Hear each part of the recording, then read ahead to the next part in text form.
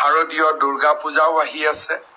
শাৰদীয় দুৰ্গা পূজাৰ উৎসৱ পালনৰ বাবে চৰকাৰে যি অনুদান আগবঢ়াব, সেই অনুদানো আমি আপোনালোকক জনাব বিচাৰো যে 8 আৰু 9 তাৰিখৰ ভিতৰত আপোনালোকে যাতে সকলোৱে পায়, তাৰ বাবে আমি নিশ্চিতভাৱে ব্যৱস্থা হাতত ল'ম।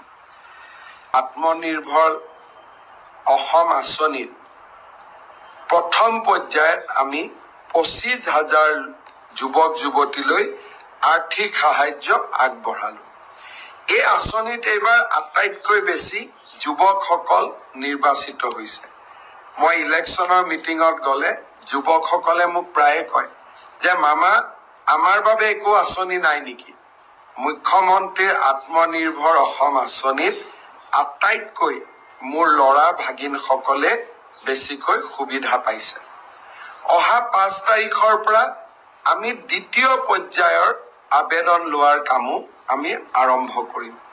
যিসকলে সঁচাকৈয়ে ব্যৱসায় কৰিব খোজে, উদ্যোগ স্থাপন কৰিব খোজে, তেওঁলোকৰ বাবে 2 লাখ টকা সঁচাকৈ ই এটা ডাঙৰ প্ৰয়োজনীয়তা পূৰণ কৰে। বহুতে মোক হোৱাটছআপত লিখিছে যে এই 2 লাখ টকাই আমাক বহুত সহায় কৰিব। মই প্ৰথম আপোনালোকক 1 লাখ টকা দিম। 1 লাখ টকাৰ সদব্যৱহাৰ হ'লে আপোনালোকে 2 লাখ টকা, পিছৰ ইনষ্টলমেণ্ট 1 লাখ টকা আপোনালোকে পাব পাৰিব। দ্বিতীয় পৰ্যায়ৰ হিতাধিকাৰীৰ চিনাক্তকৰণৰ হিতাধিকাৰী নিৰ্বাচনৰ কামো আমি সুন্দৰভাৱে আৰম্ভ কৰিম। এডিআৰিৰ পৰীক্ষাও খুব সুন্দৰকৈ পাৰ হৈ গ'ল। তৃতীয় বৰ্গৰ চাকৰিৰ পৰীক্ষা সমাপন হ'ল। আজিৰ পৰা পুলিচৰ ৰিক্ৰুটমেণ্টটো আৰম্ভ হ'ল। মোক ৰাতিপুৱা ডিজিপি মহোদয়ে জনাইছে যে পুলিচৰ ৰিক্ৰুটমেণ্টৰো যি দৌৰৰ ফিজিকেল টেষ্ট বা দৌৰ আদি কৰিব লাগে, তাৰ আৰম্ভণি আজিৰ পৰা আৰম্ভণি হৈছে আৰু নিৰ্দিষ্ট সময়ৰ ভিতৰত তেওঁলোকে এই কাম সমাপন কৰিব। আৰক্ষী তৃতীয় বৰ্গৰ পৰীক্ষা শেষ হ'ল। অহা 29 অক্টোবৰত আমি চতুৰ্থ বৰ্গৰ পৰীক্ষাসমূহ আৰম্ভ কৰিম আৰু তাৰ পিছত লাহেকৈ শিক্ষক নিযুক্তিৰ প্ৰক্ৰিয়াও আৰম্ভ হ'ব।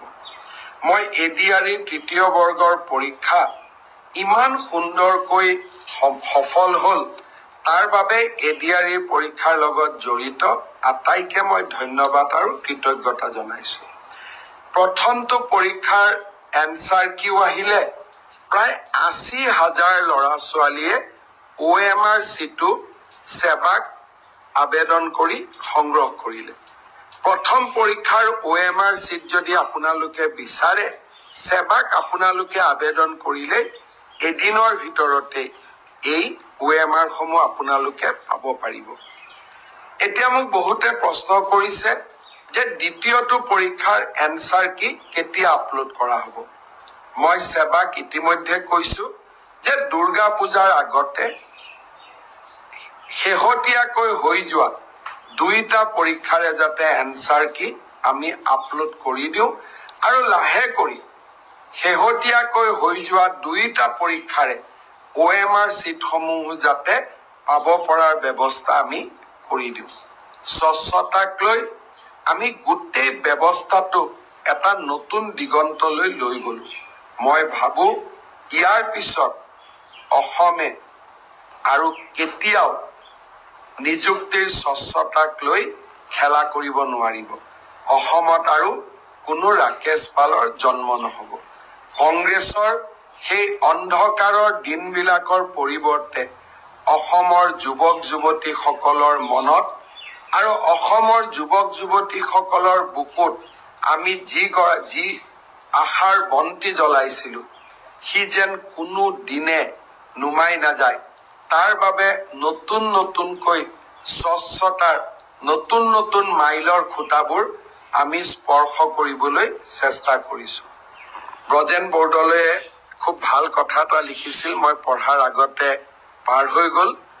মই ভাবোঁ যে আকৌ যদি মোৰ মোবাইলত আহে মই নিশ্চয় পঢ়ি দিম। এতিয়া মোক বহুতে সুধিছে যে মিউচুৱেল ট্ৰেন্সফাৰৰ ব্যৱস্থা কেতিয়া আৰম্ভ হ'ব। অহা 2-3 দিন 4 দিনৰ ভিতৰতে মই পৰ্টেলটো আপোনালোকৰ বাবে আগবঢ়াই দিম, যাতে তৃতীয় আৰু চতুৰ্থ বৰ্গত আমি মিউচুৱেল ট্ৰেন্সফাৰৰ কামো আৰম্ভ কৰিব পাৰোঁ। কোনোবাই আকৌ বিচাৰিছে নহয় মোক এটা ডিপাৰ্টমেণ্টৰ পৰা আন এটা ডিপাৰ্টমেণ্টলৈ যাব দিব লাগে। তেনেকুৱা ব্যৱস্থা চৰকাৰতে মই ব্ৰডকাষ্টত কৈছিলোঁ যে অহা 6 তাৰিখে আমি নিযুত মইনা আঁচনিৰ ধন 6 তাৰিখৰ পৰা আমি বিতৰণৰ শুভ আৰম্ভণি কৰিম।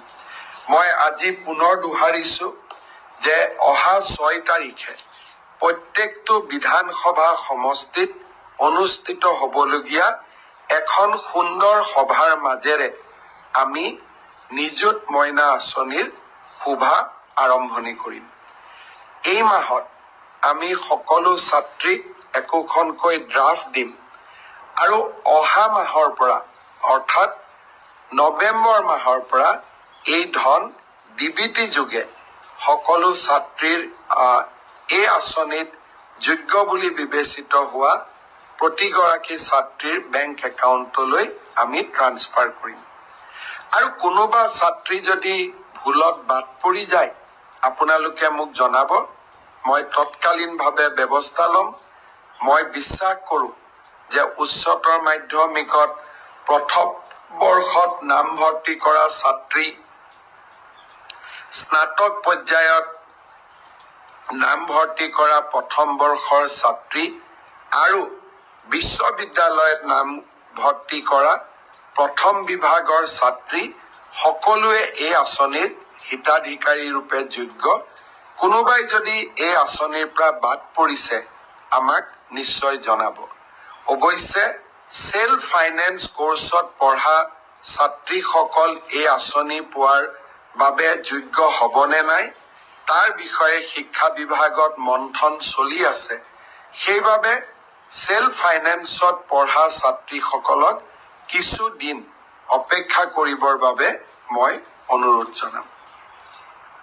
শাৰদীয় দুৰ্গা পূজাও আহি আছে। শাৰদীয় দুৰ্গা পূজাৰ উৎসৱ পালনৰ বাবে চৰকাৰে যি অনুদান আগবঢ়াব সেই অনুদানো আমি আপোনালোকক জনাব বিচাৰোঁ যে 8 আৰু 9 তাৰিখৰ ভিতৰত আপোনালোকে যাতে সকলোৱে পায় তাৰ বাবে আমি নিশ্চিতভাৱে ব্যৱস্থা হাতত ল'ম। অহাকালি দিনটো অসমৰ কাৰণে